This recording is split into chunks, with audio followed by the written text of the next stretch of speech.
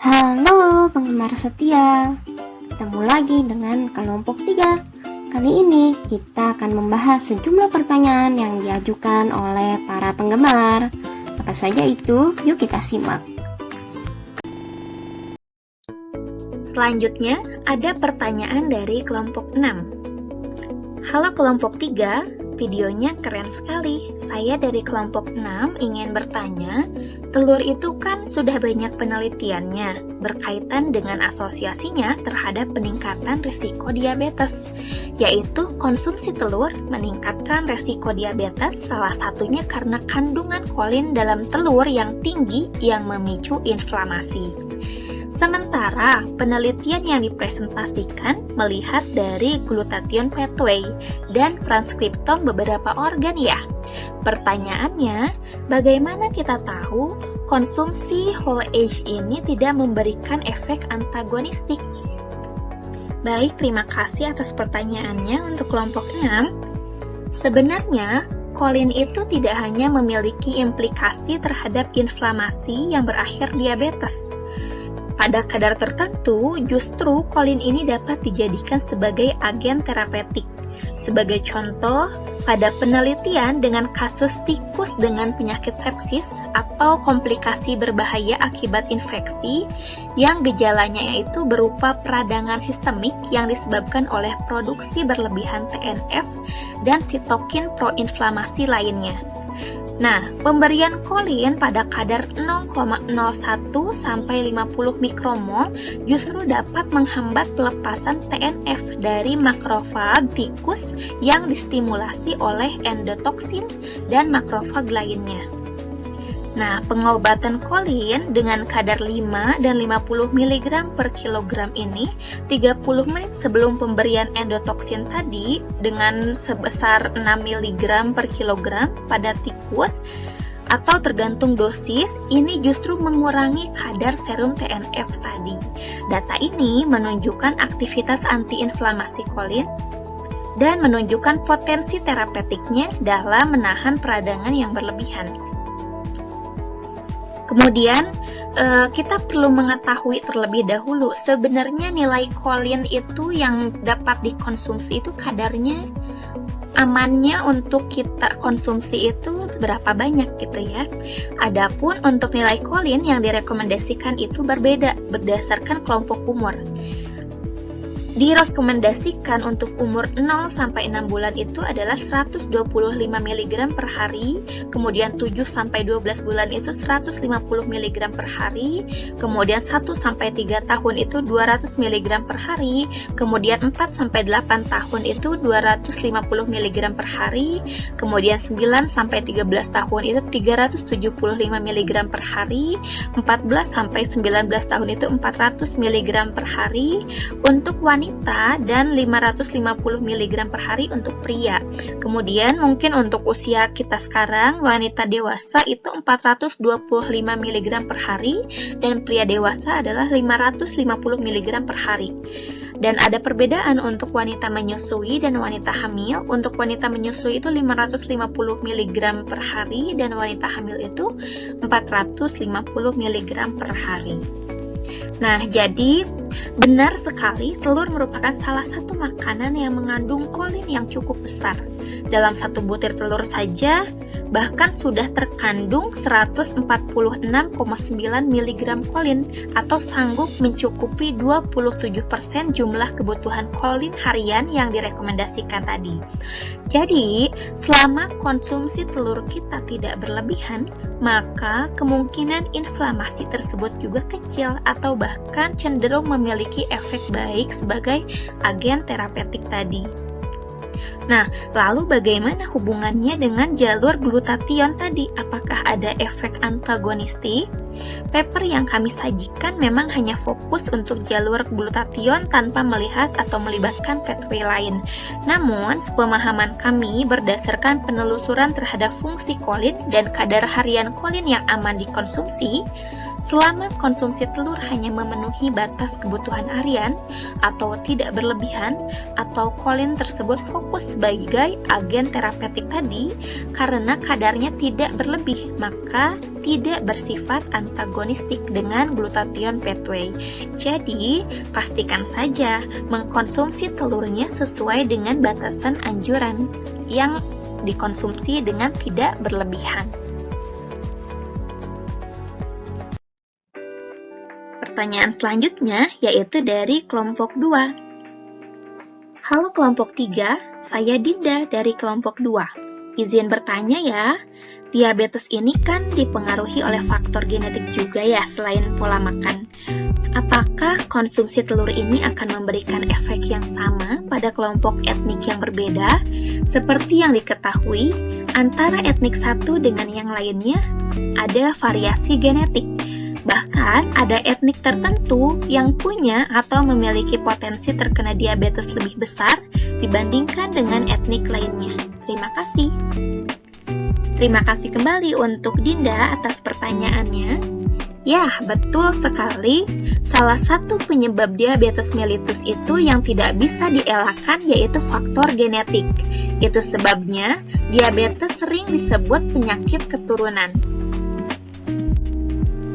Bahkan, menurut American Diabetes Association, diabetes mellitus tipe 2 memiliki hubungan yang sangat kuat dengan riwayat dan keturunan keluarga. Pasien diabetes tipe 1 pun memiliki resiko yang serupa, tapi cenderung lebih kecil. Kemudian, berbagai penelitian menunjukkan bahwa resiko seorang anak yang terkena penyakit diabetes akan lebih besar ketika ibunya juga memiliki penyakit ini. Jika kedua orang tuanya memiliki diabetes, resiko anak mengalami diabetes setelah dewasa bahkan bisa mencapai 50%. Nah, kemudian bagaimana kaitannya dengan etnik tadi? Nah, etnik ini termasuk ke dalam faktor resiko diabetes mellitus. Sekali lagi, etnik dalam hal diabetes mellitus ini termasuk ke dalam faktor resiko. Faktor resiko itu apa? Faktor resiko atau istilah lainnya itu determinan adalah variabel-variabel yang berhubungan dengan peningkatan resiko suatu penyakit atau infeksi tertentu. Nah, di mana diabetes mellitus tersendiri sebenarnya ada dua faktor resiko, yaitu faktor resiko yang dapat dimodifikasi dan faktor resiko yang tidak dapat dimodifikasi. Untuk faktor-faktor resiko yang dapat dimodifikasi, contohnya berat badan berlebih, kemudian obesitas abdominal atau sentral, kemudian kurangnya aktivitas fisik, kemudian hipertensi, dan lain sebagainya. Kemudian, untuk faktor-faktor resiko yang tidak dapat dimodifikasi, yaitu contohnya tadi ada ras, etnik, kemudian umur, jenis kelamin, riwayat keluarga dengan diabetes mellitus, riwayat melahirkan bayi, dan lain sebagainya. Nah, kalau terkait etnisitas, memang belum ada penelitian lebih jauh mengenai pengaruh etnisitas dan efek konsumsi telur. Tetapi ada beberapa penelitian yang sudah mengarah pada polimorfisme pada kelompok etnis tertentu. Contohnya adalah polimorfisme dari glutathione, yang mana glutathione ini merupakan highlight utama begitu dari penelitian telur ini. Contohnya ada studi yang menyatakan bahwa polimorfisme dari glutamat cysteine ligase atau GCLC pada keturunan Afrika diduga menurunkan produksi intermediat glutathione secara in vitro. Kemudian ada polimorfisme dari glutathione S transferase M atau GSTM yang dapat mempengaruhi profil protein plasma pada kelompok Kaukasian, tapi tidak pada kelompok Asia Timur, yang berpengaruh pada keparahan penyakit kronis. Sebagaimana kita tahu, salah satu dari penyakit kronis adalah diabetes mellitus. Kemudian studi terkait polimorfisme lainnya yang berkaitan dengan efek treatment terhadap diabetes yang sudah dipublikasikan saat ini adalah polimorfisme pada SLC22A1 atau Solute Carrier Family 22 member 1 protein yang memiliki nomor SNP RS622342, yang mana pada studi ini diketahui bahwa orang-orang yang memiliki minor allele cenderung atau resistensi insulin yang lebih rendah ketika diberikan perlakuan metformin. Berdasarkan studi-studi yang sudah ada, kami berhipotesis bahwa kemungkinan memang ada bisa pengaruh SNP ini mempengaruhi efek dari pemberian intervensi. Salah satunya adalah intervensi nutrisi berupa telur. Dan juga SNP ini bisa disimpulkan terkadang lebih dominan pada suatu etnis tertentu, yang mana mungkin bisa meningkatkan resikonya terhadap suatu penyakit tertentu atau menyebabkan perbedaan dari efek ketika diberikan intervensi tertentu. Oke, selanjutnya ada pertanyaan dari Fadia dari kelompok 5. Selamat pagi kelompok 3, saya Fadia dari kelompok 5 ingin bertanya terkait resistensi insulin. Setelah konsumsi whole egg berhasil menurunkan EGR1 yang berperan dalam resistensi insulin, bagaimana sih mekanisme resistensi insulin dan bagaimana EGR1 ini bisa terlibat menyebabkan resistensi insulin? Oke, langsung kita jawab saja. Di sini ada gambar insulin reseptor ya dan jalur persignalannya. Jadi ketika insulin reseptor ini mengenali insulin, maka reseptornya akan menjadi aktif dan mengaktifasi IRS di sini. Nah, IRS ini akan terfosforilasi dan mengaktifasi jalur P3K yang kemudian mengaktifasi AKT. Kemudian AKT akan mengupregulasi dari GLUT4, yang mana gen ini merupakan gen untuk sintesis glukosa transporter 4 yang merupakan suatu transporter untuk memasukkan glukosa ke dalam sel. Kemudian GLUT4 akan ditranspor ke membran sel begitu.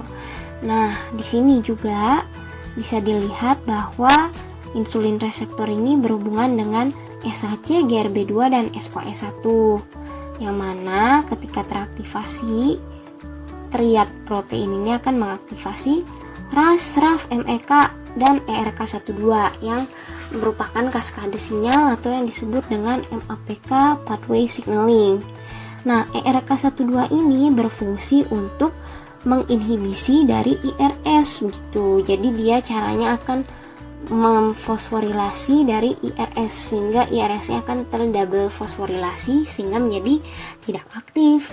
Nah, akibatnya kalau IRS-nya tidak aktif berarti GLUT4-nya itu tidak akan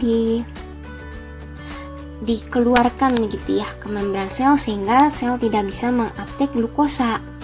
Nah, oke, sekarang apa hubungannya dengan EGR1 dan resistensi insulin? Nah, di sini jadi pada kondisi hiperinsulinemia gitu ya, ada sel-sel khusus seperti sel adiposa yang bisa meningkatkan ekspresi beberapa gen seperti MCP1, FRA1, dan EGR1 yang akan menjaga sensitivitas insulin gitu. EGR1 ini kemudian dia bisa mengupregulasi GGPPS atau geranil difosfat sintase. Nah, GGPPS ini kemudian dia akan mempengaruhi dari jalur RAS itu kan mengupregulasi dari RAS. Kemudian ya kalau kita lihat di sini akan terjadi kaskade sinyal ketika RAS teraktivasi, yakni pada ERK12. Akibatnya aktivitas dari ERK12 meningkat sehingga semakin banyak IRS yang terinaktivasi. Nah, makanya nanti uptake dari glukosanya akan terganggu. Selanjutnya ada pertanyaan dari Nilam Sari kelompok 1. Yang saya ketahui sebagai orang awam, kuning telur memiliki kandungan kolesterol yang tinggi.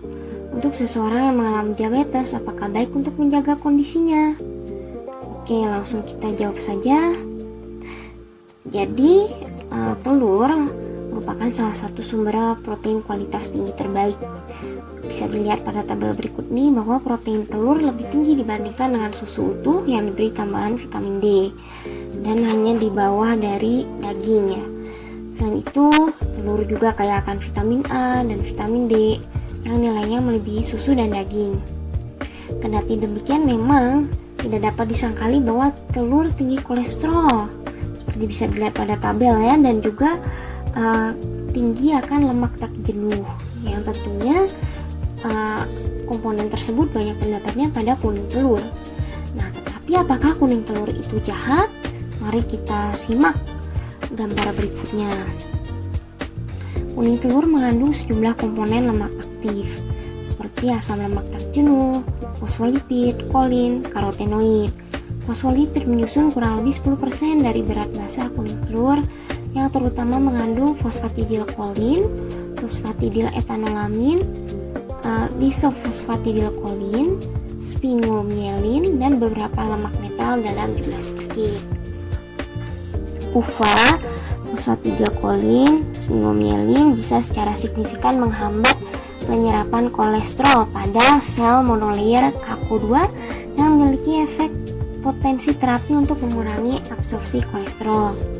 Sebagai komponen dari lecitin, kolin juga ada dalam telur dalam jumlah yang lebih banyak. Kolin memiliki peran yang berguna dalam perkembangan otak janin dan bayi baru lahir. Kekurangan kolin saat kehamilan bisa meningkatkan resiko defek tabung syaraf pada bayi baru lahir. Komponen fungsional lainnya adalah karotenoid yang merupakan pigmen natural pada kuning telur yang menyusun kurang dari 1% lemak kuning telur. Dua macam karotenoid utama pada telur adalah karoten dan xanthofil, termasuk dalamnya ada lutein, kriptosantin, zeaxantin yang bioavailabilitasnya tinggi pada kuning telur dan berhubungan dengan penurunan degenerasi makular dan katarak, kanker, dan karotid arteri sklerosis. Protein pada kuning telur bisa diklasifikasikan menjadi apolipoprotein, fosfitin, globulin, dan riboflavin binding protein. Protein pada telur mengandung antioksidan seperti fosfitin yang memiliki kandungan fosfoserin. Ovotransferin bisa mengikat Fe3+ yang bersifat sebagai antioksidan. Ovalbumin bisa secara kovalen mengikat polisakarida untuk meningkatkan aktivitas antioksidannya. Oligofosfatida dari kuning telur yakni fosfofitin bisa mengupregulasi gamma glutamyl cysteine sintase dan enzim antioksidan melawan stres oksidatif pada sel KAKO2. Seperti bisa dilihat pada gambar bahwa gamma glutamyl cysteine sintase merupakan enzim yang berperan dalam sintesis gamma glutamyl cysteine yang merupakan intermediat dalam pembentukan GSA. Oke, kalau begitu berarti sebenarnya walaupun kuning telur ini tinggi lemak gitu ya, tapi ternyata banyak komponen lemak baik pada kuning telur, dan juga kuning telur ini mengandung protein yang berperan dalam kesehatan. Nah, selanjutnya di sini ada studi intervensi pada manusia. Diketahui bahwa studi intervensi pada manusia menunjukkan bahwa level serum LDL dan HDL meningkat pada kelompok yang mengonsumsi telur sebanyak 1-3 telur per hari dibandingkan dengan kelompok yang tidak mengonsumsi telur atau mengonsumsi substitusi telur. Sementara itu, rasio serum LDL-HDL tidak berubah. Kebanyakan dari penelitian tersebut menyimpulkan bahwa konsumsi telur bukan merupakan faktor risiko penyakit jantung. Hal tersebut berdasarkan fakta bahwa rasio LDL-HDL tidak berubah, karena diketahui bahwa rasio inilah yang merupakan faktor risiko tertinggi berkembangnya gagal jantung. Kendati demikian, bisa dilihat bahwa risiko penyakit jantung dan pembuluh darah tinggi pada orang yang memang sensitif terhadap konsumsi kolesterol. Oleh sebab itu, orang-orang tersebut harus membatasi konsumsi kolesterol sebanyak 200 mg per hari. Pada kuning telur sendiri, terdapat 237 mg per 65 gram telur. Kolesterolnya itu sedikit melampaui batas kolesterol harian. Kadar kolesterol yang tinggi memang bisa menyebabkan inflamasi pada plasma yang diketahui berkontribusi dalam terjadinya arteriosklerosis dan suseptibilitas LDL menjadi teroksidasi. Jadi di sini yang perlu diperhatikan sebenarnya adalah lebih pada orang-orang yang memiliki sensitivitas terhadap kolesterol untuk membatasi jumlah konsumsi kuning telur. Nah, di sini saya akan membantu menjawab beberapa pertanyaan yang ditanyakan oleh teman-teman. Yang pertama ini adalah pertanyaan dari Kak Francisca Astrid dari kelompok 6. Pertanyaannya ada dua. Yang pertama ini yaitu, jenis telur yang digunakan dalam penelitian ini telur apa? Jika menggunakan telur ayam kampung atau ayam negeri atau bebek atau puyuh, apakah akan mempengaruhi ekspresi microRNA dengan mekanisme yang sama seperti yang dijelaskan sebelumnya? Nah, terima kasih atas pertanyaannya. Ini Kak Francisca Astrid. Pertama saya akan jawab dulu yang nomor 1 ini. Jadi kalau untuk penelitian ini, jenis telur yang digunakan itu adalah telur utuh dari telur ayam. Nah, ayam yang digunakan ini adalah ayam petelur dari Rose Acre Farm. Nah, kalau dari sini, ayamnya itu jenis yang ayam putih ya Kak. Tapi itu masih termasuk ke kategori ayam negeri, bukan ayam kampung. Lalu produk yang digunakan di sini sendiri adalah produk yang berbentuk powder dari telur utuh. Jadi whole egg powder. Jadi telur yang utuh ini diproses dan dibuat serbuk dengan metode spray drying. Nah, jenis ayamnya secara pasti ini tidak terlalu kami ketahui karena tidak dicantumkan pada paper. Namun bila melihat produk-produk dari peternakan Rose Acre Farm ini berasal dari kira-kiranya ayam negeri yang berwarna putih yang sudah saya sebutkan dan berasal dari jenis Leghorn. Nah, ayam jenis Leghorn ini dapat menghasilkan telur hingga 200 telur per tahun. Nah, namun salah satu kelemahan dari penelitian ini sendiri adalah diperlukan penelitian lebih lanjut untuk mengetahui pengaruh konsumsi telur terhadap ekspresi berbagai makro-RNA terkait diabetes. Misalnya saja pengaruh konsumsi dari putih telurnya aja, atau kuningnya telurnya saja, atau pengaruh konsumsi dari jenis telur-telur lainnya, seperti yang sudah saya jelaskan di bagian kelemahan penelitian dan studi lebih lanjut. Nah, untuk pertanyaan ini, apakah akan mempengaruhi ekspresi microRNA dengan mekanisme yang sama?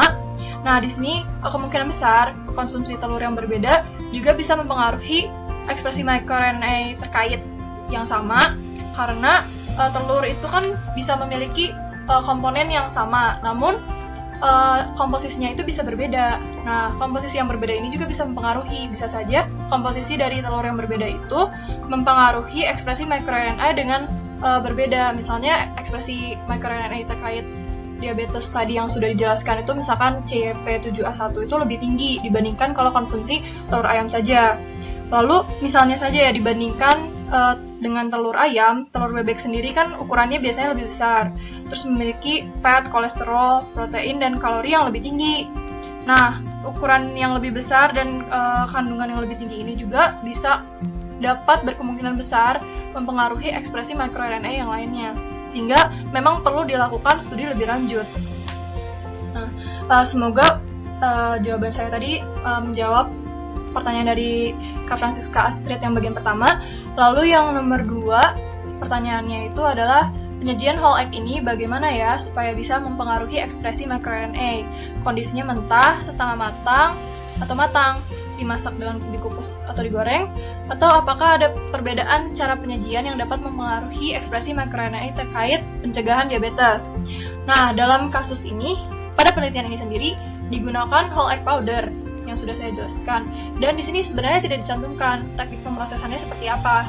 Nah, namun ketika kami mencari pada Rose Acre Farm ini juga tidak terlalu dicantumkan bagaimana cara mereka memproduksi egg powder. Tapi secara umum, cara produksi egg powder ini dilakukan dengan metode spray drying ya. Nah, ini contoh dari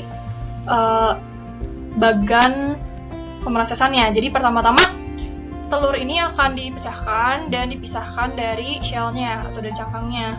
Nah, dari sini bisa dipisahkan komponennya, tapi opsional. Misalnya saja mau membuat powder khusus untuk putih telur, maka dipisahkan dari kuningnya, atau kuning telur saja. Nah, tapi karena di sini digunakannya whole egg, maka tidak dipisahkan. Kemudian dilakukan filtrasi komponen dari telur yang sudah dikumpulkan tersebut, dan selanjutnya dilakukan pasteurisasi. Nah, di pasteurisasi ini supaya tentunya menghilangkan kemungkinan bakteri-bakteri yang ada. Ya, setelah dipasteurisasi kemudian dilakukan spray drying. Ya, jadi di spray drying ini digunakan ini ya, tekanan dan uap nih untuk membuat powder.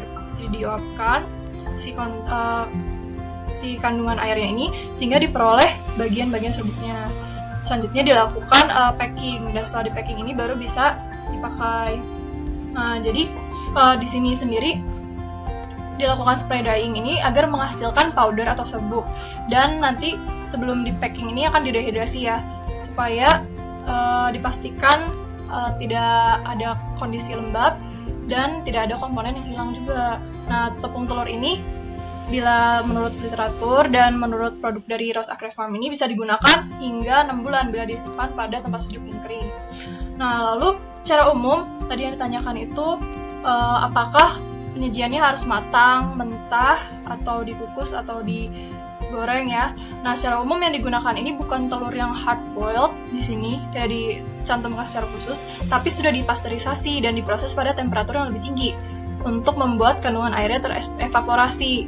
Nah, sebenarnya kalau untuk penyajian telur dari whole egg ini tidak ada salahnya untuk memakan telur mentah, tapi lebih baik untuk dimasak terlebih dahulu ya, karena pada telur mentah itu terdapat kemungkinan bisa terjadi food poisoning, misalnya saja kalau misalkan mengandung salmonella.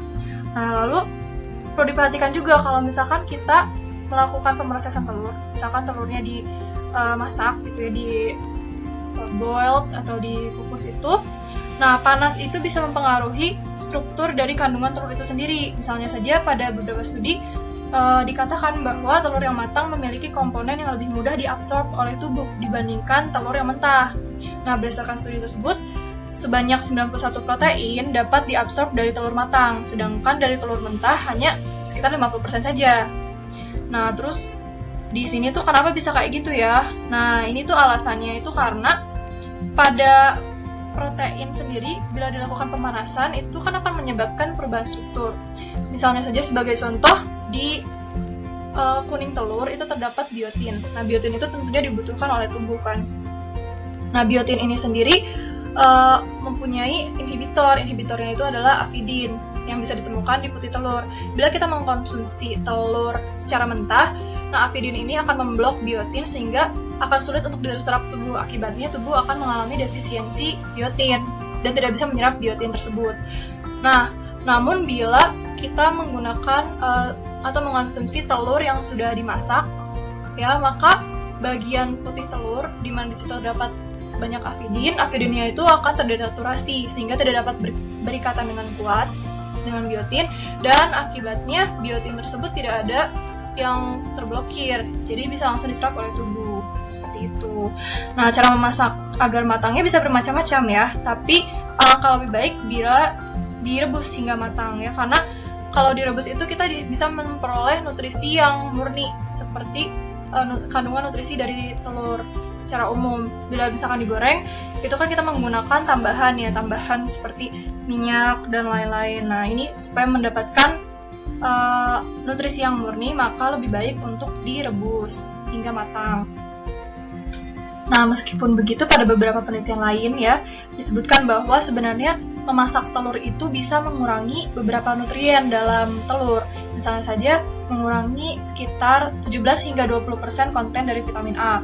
Lalu juga bisa mengurangi antioksidan 6 hingga 18% bila dilakukan pemasakan seperti dengan microwave, lalu di boil atau dididihkan, terus dimasak dengan digoreng. Nah, itu bisa mengurangi antioksidan hingga 6-18%. Nah, namun secara studi ini juga bila dilakukan pemasakan dengan waktu yang lebih singkat, walaupun pada temperatur yang lebih tinggi, nah, nutriennya itu yang berkurang tidak akan terlalu banyak. Jadi perlu diperhatikan juga proses pemasakannya ini, waktu dan temperaturnya. Karena bila dilakukan pemasakan pada temperatur tinggi dengan waktu yang lama, nah itu bisa merusak lebih banyak nutrien. Sebaliknya bila dilakukan pemasakan pada temperatur tinggi namun pada waktu yang singkat, nah itu bisa meretain lebih banyak nutrien. Nah, selanjutnya juga misalnya pada kasus kuning telur ya, di situ kan banyak kolesterol nih. Nah, di satu telur utuh ini bisa mengandung 212 mg kolesterol atau 71% dari rekomendasi intake per hari. Nah, maka ketika telur ini dimasak pada temperatur tinggi, kolesterolnya ini sendiri bisa mengalami oksidasi dan menghasilkan oksisterol yang bisa juga disebut sebagai oxidized kolesterol atau oksisterol. Nah, ini bisa meningkatkan penyakit jantung dan lain-lain. Nah, sehingga ini dapat juga dilakukan pemasakan dengan teknik low calorie cooking gitu, misalkan dengan di-boiled ya, yang tadi sudah dijelaskan.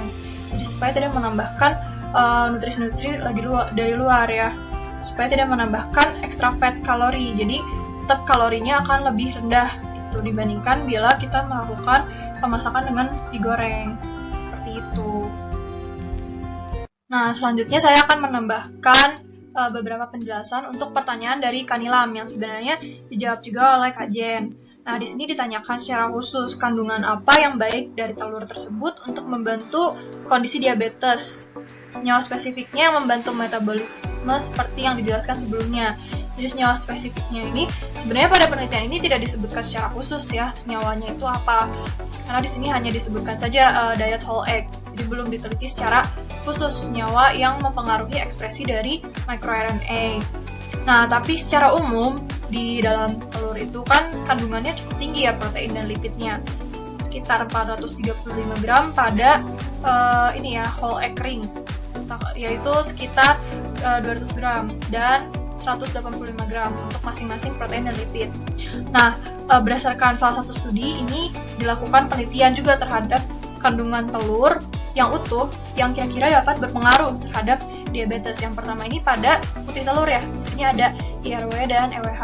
Nah, EWH ini pertama-tama ini adalah hidrolisat yang ada pada putih telur. Nah, ini mengandung banyak sifat antiinflamasi.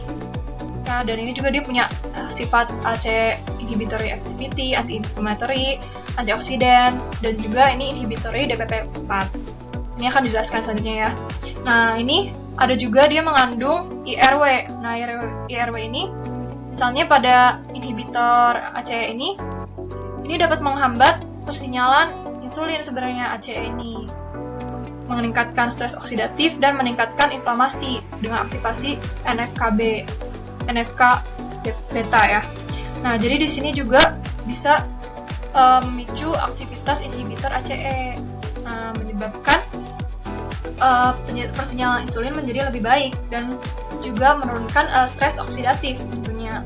Nah, selanjutnya di sini kalau di kuning telur ini dia mengandung pigmen lutein atau zeaxanthin, kemudian mengandung DPP-4 inhibitory peptides dan mengandung alpha glucosidase inhibitory peptides. Ya, jadi di sini lutein dan zeaxanthin ini atau jenis carotenoid ini pada kuning telur dapat menurunkan resistensi insulin dengan meningkatkan ekspresi dari PI3K dan transporter GLUT4. Nah, senyawa ini juga bisa menurunkan proses kerusakan oksidatif pada retina tikus dengan insulin resistance.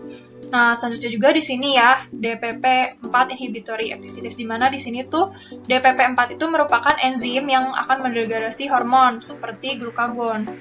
Nah, sehingga ketika dilakukan inhibitory ini, sifat inhibitory DPP-4 ini dapat menjaga proses proliferasi sel pada beta pankreas dan juga membantu proses produksi dari insulin.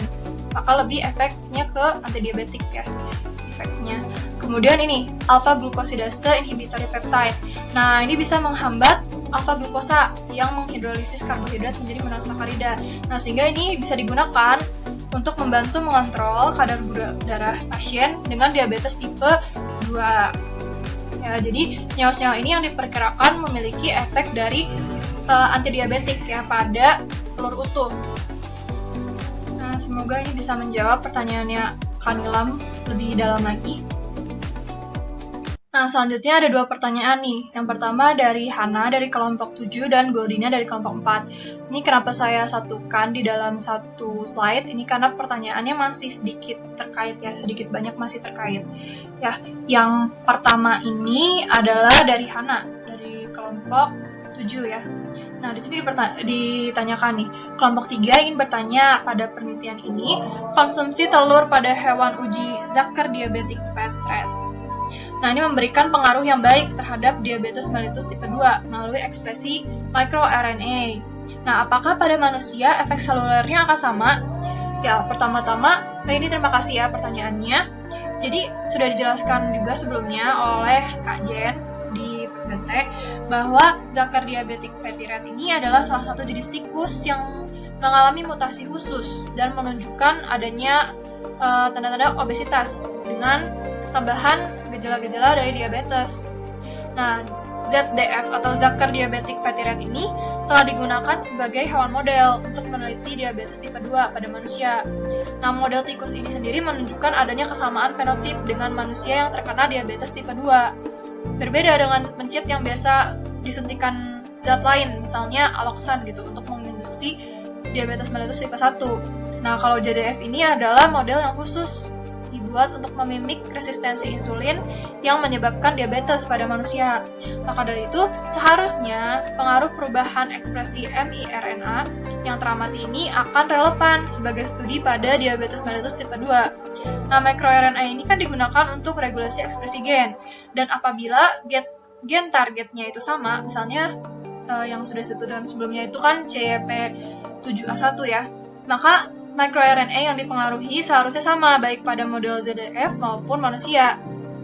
Karena model tikus ini kan digunakan untuk melihat dampaknya terhadap diabetes pada manusia.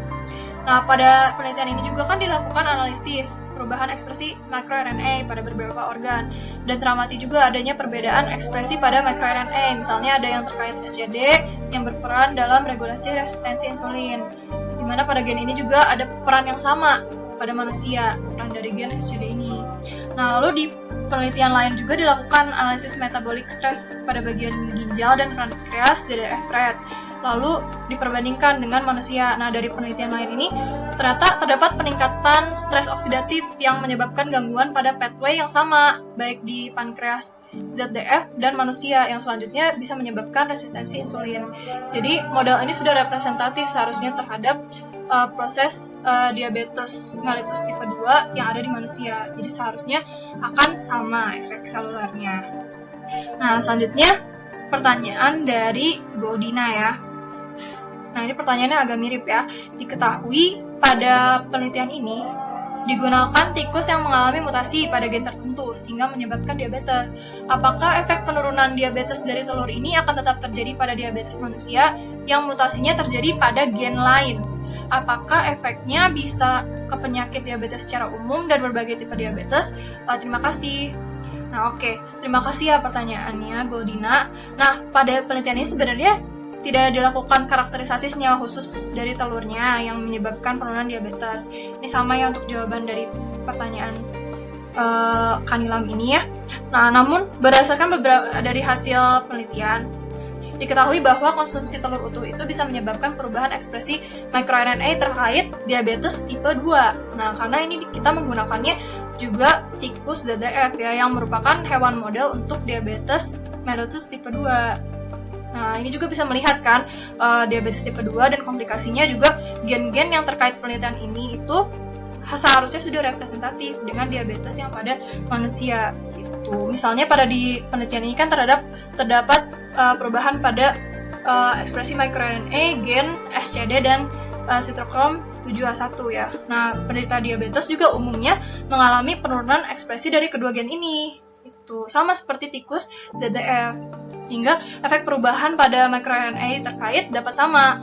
Namun, efek secara umum pada diabetes lainnya ya, diabetes secara umum ini perlu ditinjau lagi ya, karena kan sebenarnya model tikusnya juga berbeda yang digunakan. Misalkan kalau diabetes mellitus tipe 1 bisa dilakukan penyuntikan alloxan saja untuk memicu diabetes mellitus tipe 1. Namun untuk di sini malah digunakannya tikus secara khusus, yaitu tikus ZDF. Nah, jenis diabetes yang berbeda juga kan komplikasinya akan berbeda ya. Misalnya saja kalau di diabetes tipe 1 itu ada penelitian lain yang menunjukkan kalau konsumsi whole egg itu dapat memberikan efek nephroprotective atau menjaga dari kerusakan ginjal yang umumnya ditemukan pada kasus diabetes tipe 1. Kalau misalkan di tipe 2 ini kan kebanyakan lebih ke resistensi insulin gitu. Jadi harus diteliti lebih lanjut sebenarnya efek whole egg ini bisa sama atau tidak, karena ekspresi microRNA pada diabetes yang berbeda juga bisa berbeda. Tuh, dan ini juga berdasarkan penelitian yang lain ini juga ternyata efek whole egg juga bisa menunjukkan efek yang baik terhadap diabetes, namun dengan mekanisme yang berbeda. Seperti itu. Terima kasih pertanyaannya, Goldina. Semoga tadi jawaban-jawaban yang sudah saya berikan bisa menjawab. Terima kasih.